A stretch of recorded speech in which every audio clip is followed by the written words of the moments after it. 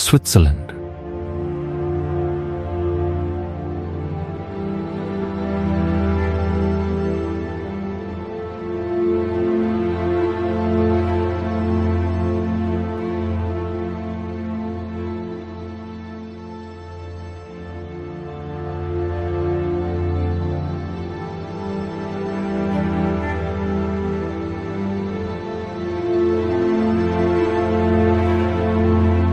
A hidden world beyond the postcard Switzerland. You already have a picture of it in your mind.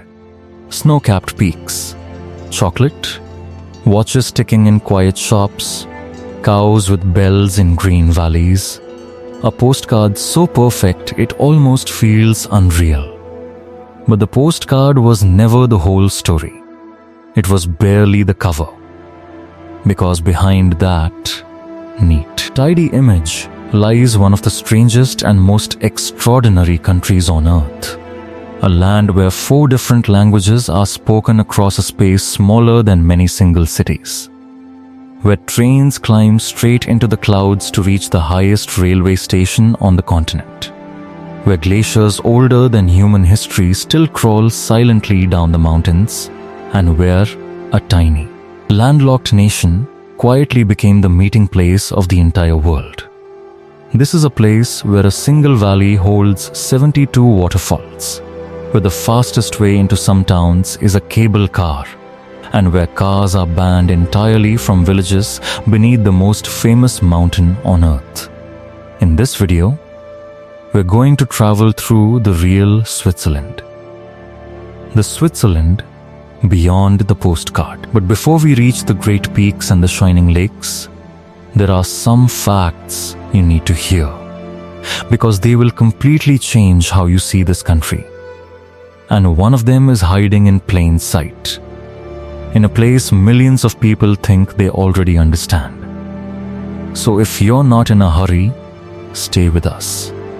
Let the clicks fall away, and let a small country reveal just how enormous it really is. The facts that change everything. Let's begin with something most people get wrong.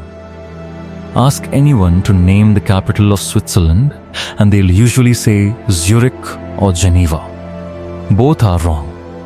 The capital is Bern, a medieval town so beautifully preserved that its entire old center is a UNESCO World Heritage Site. But Switzerland never even gave it the full title of capital. Officially, Bern is only the federal city, because this is a country so committed to sharing power that it was reluctant to crown any single city above the others. And that tells you something important.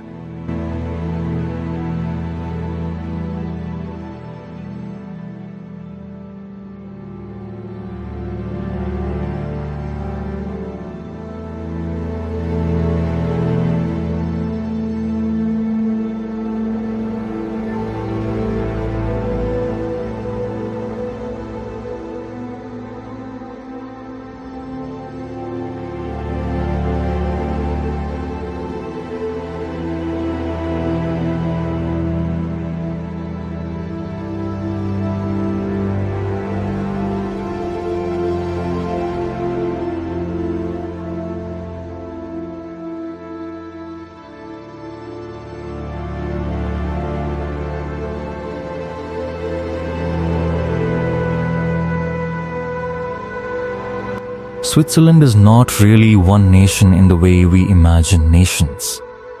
It is a union of regions, and it speaks 4 national languages: German, French, Italian, and a rare and ancient tongue called Romansh, spoken by only a small number of people high in the eastern mountains. Cross an invisible line between 2 valleys, and the language on the road signs, the food on the plates, and the rhythm of daily life can change completely.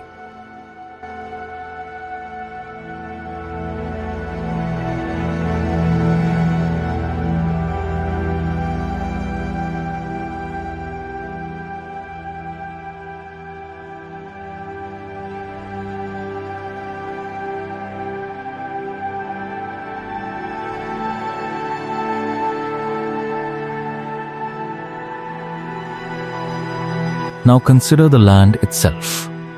Around 60% of Switzerland is mountains, dominated by the mighty Alps. Packed into this small country are more than 40 peaks rising above 4,000 meters, along with roughly 1,500 lakes and some of the largest glaciers in Europe. There is no sea here, no coastline at all. And yet Switzerland holds enough fresh water in its lakes and ice to be called the water tower of Europe, feeding the great rivers that flow out across the continent. Here's a fact that surprises almost everyone. Switzerland has not fought in a foreign war in over 200 years. Its famous neutrality, unbroken since 1815, turned this small mountain country into the world's chosen neutral ground. The Red Cross was born here. The Geneva Conventions, the rules meant to protect people even in war, carry the name of a Swiss city. When the world needs somewhere to sit down and talk, again and again, it comes to Switzerland.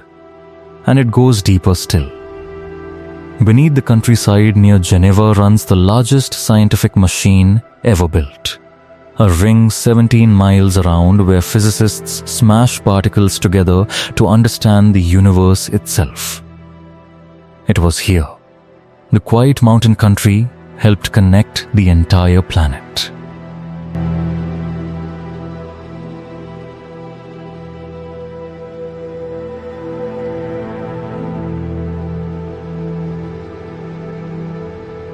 Switzerland also built some of the most astonishing engineering on Earth, including the longest railway tunnel in the world, cutting straight through the heart of the Alps for over 57 kilometers. And here is the detail hiding in plain sight. At the foot of the most famous mountain on the planet sits a town where cars are completely banned, where the only way in is a mountain train, and where the air stays clean and silent beneath a peak that has haunted the dreams of climbers for generations. No spoilers yet. We'll stand beneath that mountain later in the journey. But first, let's climb into the clouds. Jungfraujoch, the top of Europe high in the Bernese Alps, where three legendary peaks stand shoulder to shoulder, the Eiger, the Minch and the Jungfrau, there is a place they call the top of Europe.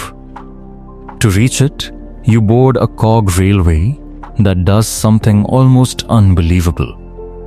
It tunnels straight up through the inside of a mountain, climbing through solid rock until it emerges at Jungfraujoch, the highest railway station on the entire continent, more than 3,400 meters above the sea.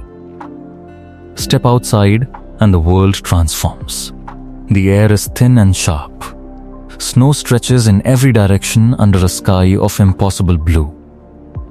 A vast frozen river of ice curling between the peaks, so enormous it looks less like a landscape and more like a scene from another planet. Here, more than a century ago, workers carved this railway through the mountain by hand and dynamite, a feat of daring so extreme it seems almost mad. And yet it stands, carrying travelers into a realm that once belonged only to the boldest climbers. When the clouds part and the Alpengläser gleams white and endless below you, Jungfraujoch does not feel like a viewpoint. It feels like standing on the roof of a continent, close enough to the sky to hear it breathe.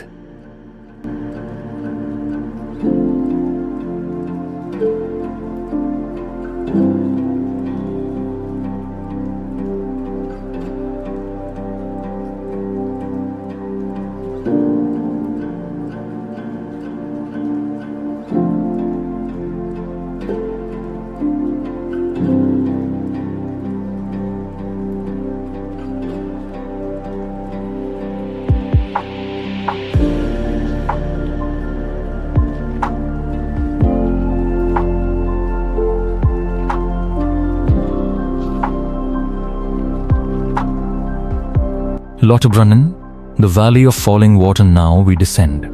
because just below those towering peaks lies a valley so dramatic that it is said to have inspired entire imagined worlds.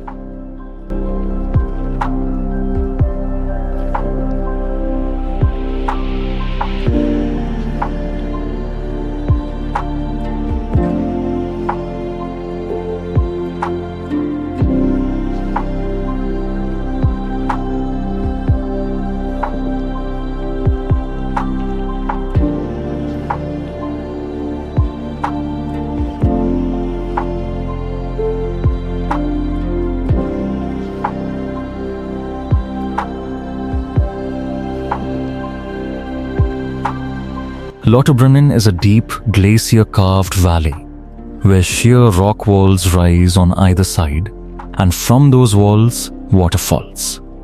Not one waterfall, not two, but 72 of them. Cascading from the cliffs in ribbons of white, some tumbling hundreds of meters down bare stone into the green valley floor. The most famous is the Stauberg Falls, a slender column of water dropping nearly 300 meters. So tall and so fine that in a strong wind it dissolves into mist before it ever reaches the ground, drifting like smoke across the valley. Locals say the falls seem to fall in slow motion, and standing beneath them, you understand why.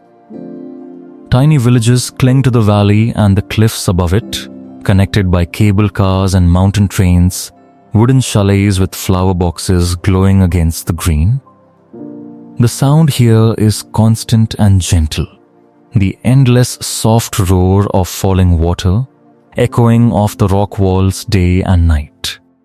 When the afternoon light catches the mist of the Stauberg and turns it silver against the cliffs, Lauterbrunnen does not feel like a valley.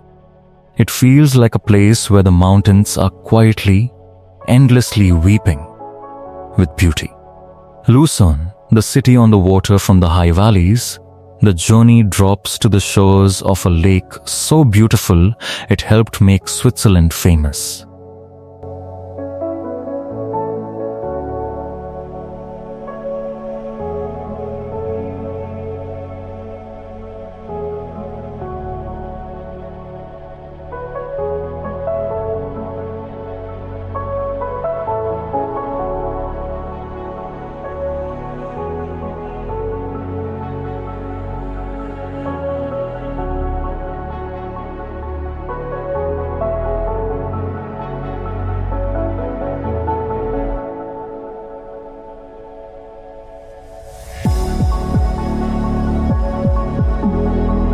Lucerne sits where a glittering lake meets a river, cradled by mountains, watched over by peaks with names like Pilatus and Rigi. It is the picture book Switzerland made real, and at its heart stands one of the country's most beloved landmarks, the Chapel Bridge. Built in the 14th century, this covered wooden bridge is one of the oldest of its kind in Europe. Crossing the river at a gentle angle, its old beams hung with painted panels telling stories from centuries past, its flower boxes spilling color over the water. To walk across it is to walk straight through the Middle Ages. Behind it rises the old town, a maze of car-free lanes and squares where the buildings were painted facades, murals of history and legend covering their walls. Fountains splash in quiet corners. Caf tables spill onto cobblestones. And always, in the gaps between the buildings, there is the shimmer of the lake and the shadow of the mountains beyond. Above the city looms Mount Pilatus, wrapped in old legends of dragons said to sleep in its caves, reachable by the steepest cog railway in the world. When the evening sun sets the lake on fire, and the old bridge glows golden over the water, Lucerne does not feel like a city. It feels like a memory you are certain you've had before, even if you're seeing it for the very first time. Geneva.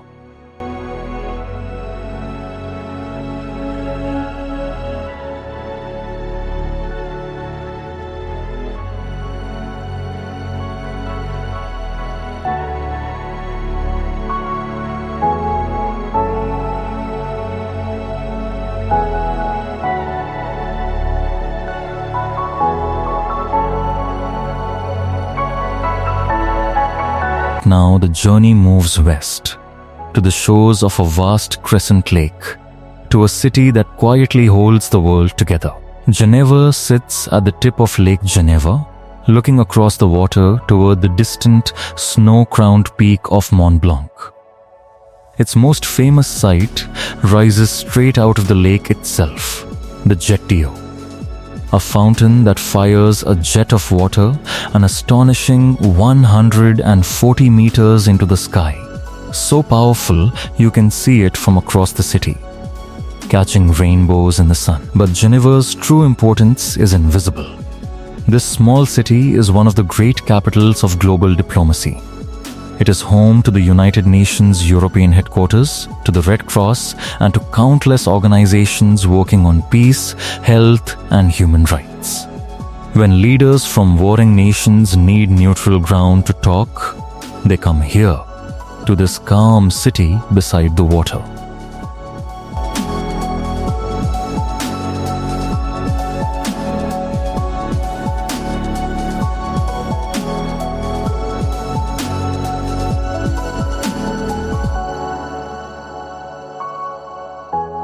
Geneva feels different from the rest of Switzerland, more international, more French, a city of watchmakers and diplomats, of quiet luxury and enormous consequence, all wrapped around a lake of pure blue. When the Jet d'Eau catches the light and Mont Blanc glows pink on the horizon at dusk, Geneva does not feel like just a city. It feels like a small, calm room at the very center of the world, where the whole planet occasionally comes to sit down and talk. Bern, the medieval heart we travel now to the city most travelers overlook.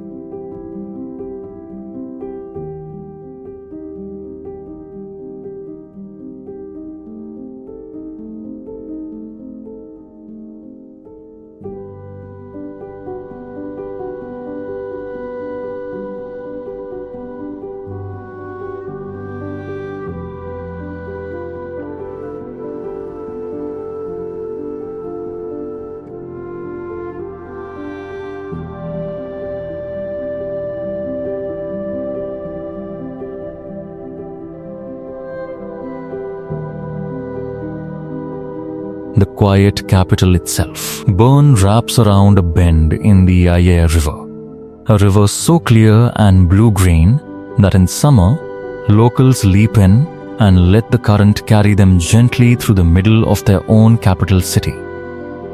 And rising above that river is one of the best preserved medieval old towns in all of Europe.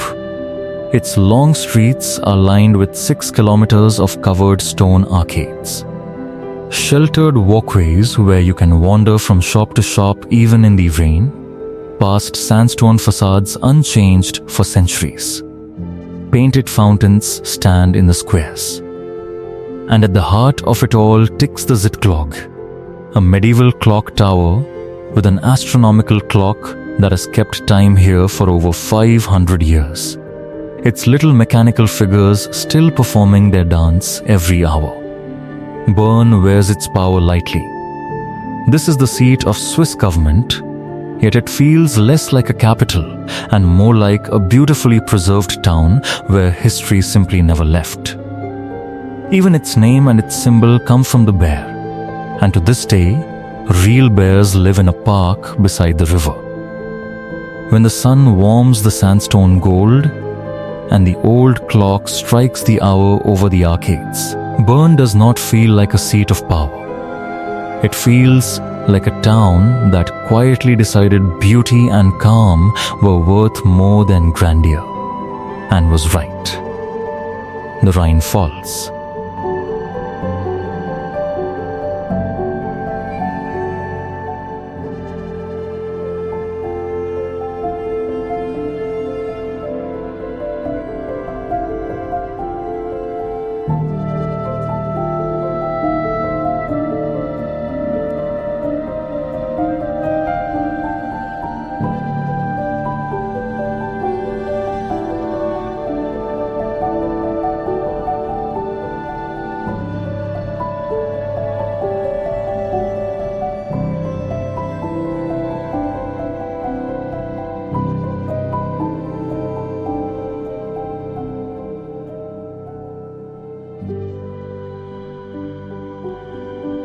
The thunder of Europe, not all of Switzerland's wonders are made of ice and stone. Some are made of raw, thundering power. In the country's north, the Rhine River, one of Europe's greatest, suddenly reaches a wide ledge of rock and hurls itself over the edge, forming the Rhine Falls, the most powerful waterfall in Europe. It is not the tallest waterfall in the world, but few are as forceful. A wall of water more than 150 meters wide crashes down in a row you can feel in your chest, sending up a permanent cloud of spray that hangs above the river like fog. In the middle of the falls stands a great rock, worn but unbroken, that visitors can climb by boat to stand right in the heart of the fury. For thousands of years, this cascade has thundered here without pause, carving the rock, feeding the river, filling the valley with its endless voice. Castles watch over it from the banks, tiny against the scale of the water. When the spray rises into the sunlight and hangs in the air as a rainbow above the roaring water, the Rhine Falls does not feel like a landmark. It feels like the raw power of a continent, put on display, refusing to be tamed. The Glacier Express.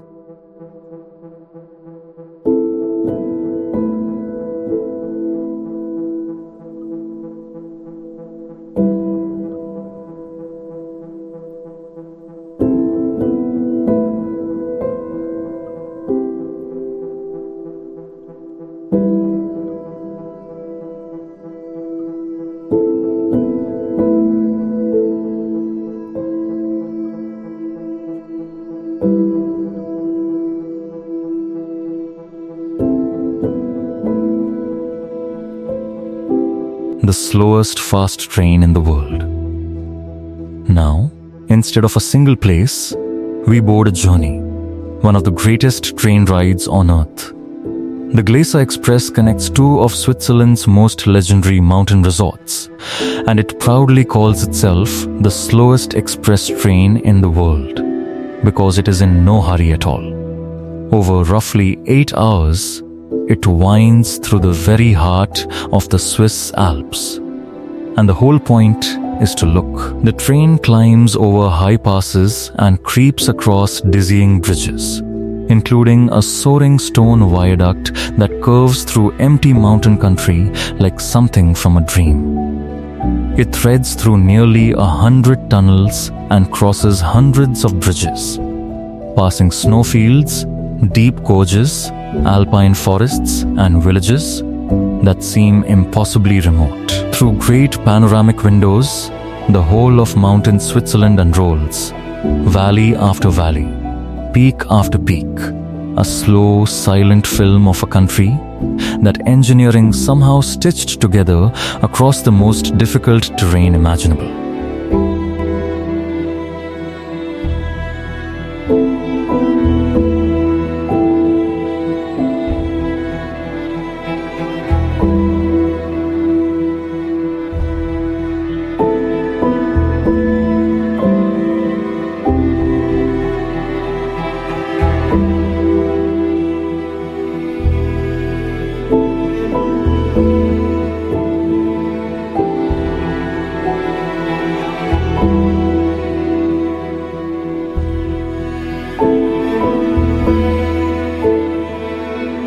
When the train curves onto that great stone viaduct and the whole valley opens beneath the glass, the Glacier Express does not feel like a train ride.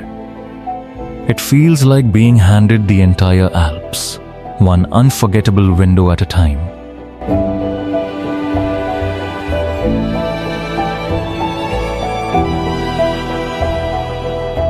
Ticino, the Italian soul in the South Cross to the far south of the country.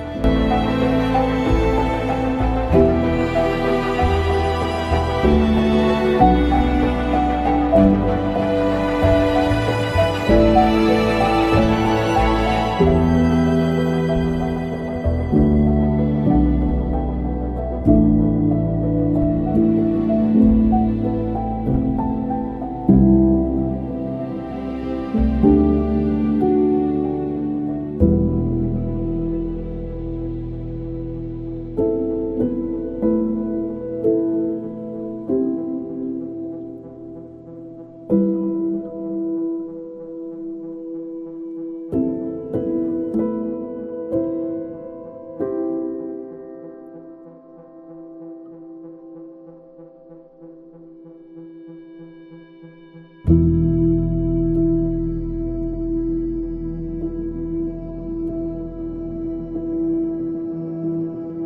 the great Alpine wall, and something remarkable happens. Switzerland changes its soul. This is Ticino, the Italian-speaking region, where the cold precision of the north melts into warmth. Palm trees line the shores of shimmering lakes. The buildings glow in shades of ochre and terracotta. The language on the street is Italian. The coffee is served the Italian way, and the pace of life slows to something golden and unhurried. The lakeside towns of Lugano and Locarno sit against deep blue water, framed by mountains that feel gentler here, greener, dressed in Mediterranean light.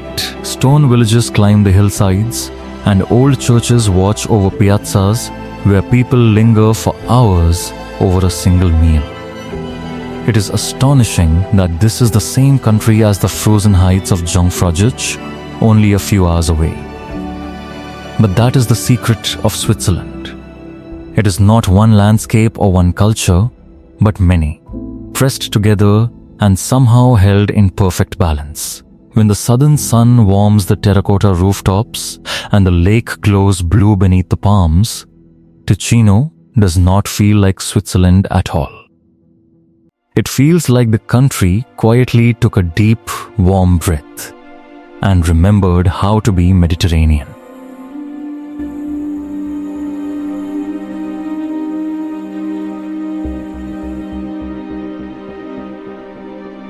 Zermatt and the Matterhorn.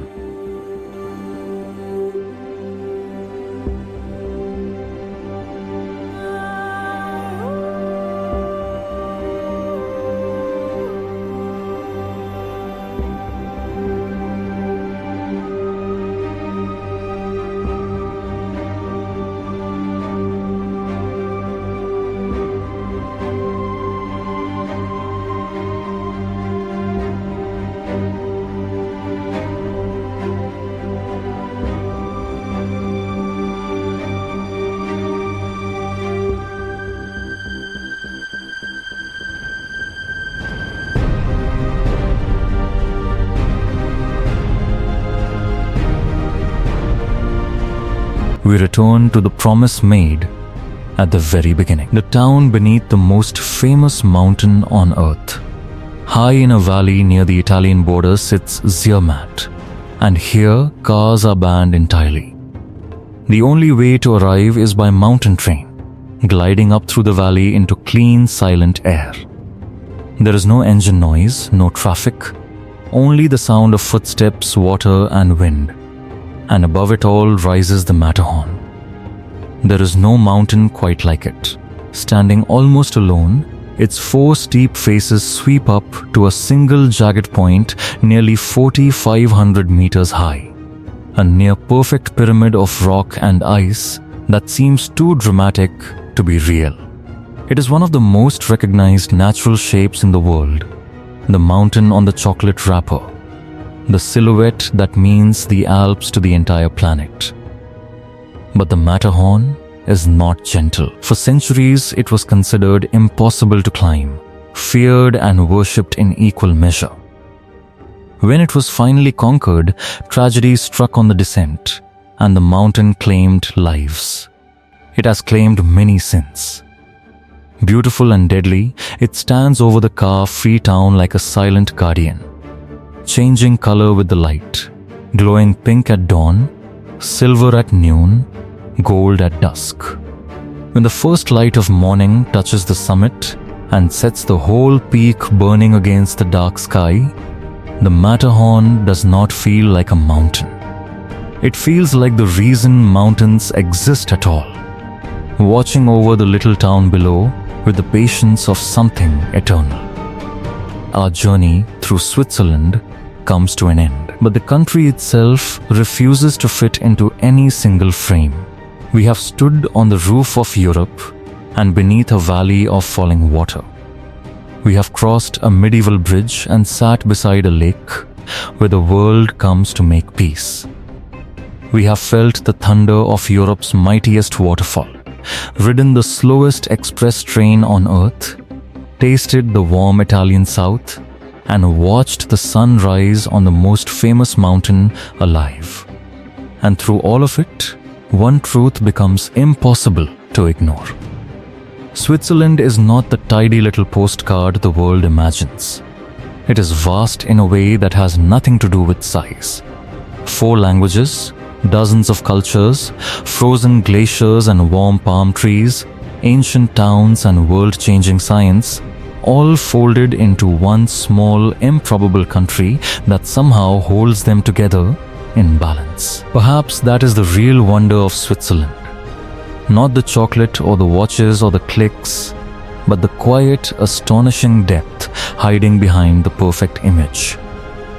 A country that looks simple from a distance and reveals itself as one of the most complex and beautiful places on earth. Switzerland is a country you feel. In the thin mountain air, in the roar of the water, in the silence beneath a peak that has watched over travelers for 1,000 years. If this journey meant something to you, take a moment to like the video, subscribe to the channel, and leave a comment below. Every response helps us keep sharing the world beyond the postcard. Thank you for traveling with us, and we'll see you on the next journey.